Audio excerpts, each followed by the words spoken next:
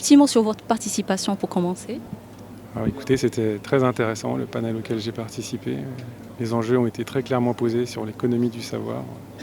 J'espère que toutes les solutions seront prises en compte. En particulier, j'ai apprécié qu'on insiste sur le fait que ce n'était pas seulement un problème d'information, de technologie, mais qu'il fallait aussi associer l'humain d'une certaine manière adéquate pour arriver à ce type d'économie de manière efficiente, mais aussi profitable à tout le monde. D'accord. Alors, quel rôle pour l'éducation et l'économie et les nouvelles technologies dans cette économie du savoir?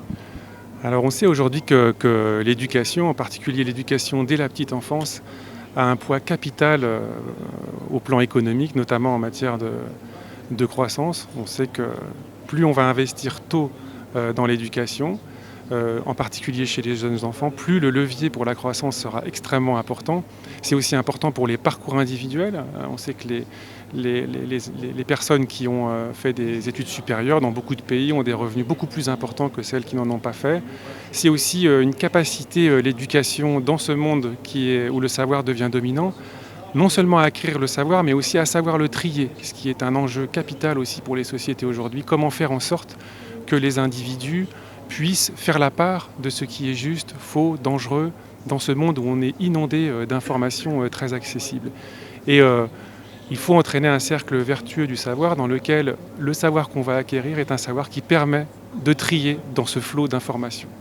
Ne pensez-vous pas qu'il y a une sorte de décalage entre notre situation par rapport aux nouvelles technologies et à l'éducation? C'est-à-dire on est un peu à la traîne en matière d'éducation, on est peut-être un peu plus avancé en matière technologique. Est-ce que ça ne crée pas de problème?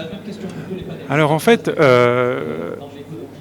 on est à la traîne, oui et non, parce que finalement, en matière d'éducation, c'est pas tellement qu'il n'y a pas assez de nouvelles technologies, parce que finalement, c'est pas forcément le plus dur à mettre en place. On peut mettre des tablettes dans toutes les classes. C'est un levier capital pour démultiplier les apprentissages, par exemple l'apprentissage de la lecture. Mais c'est comme pour les enseignants, il ne suffit pas de mettre les moyens quantitatifs, il faut aussi qualitativement comment savoir bien les utiliser. Et c'est ça l'enjeu, et c'est pas seulement un enjeu pour le Maroc, c'est un enjeu dans tous les pays.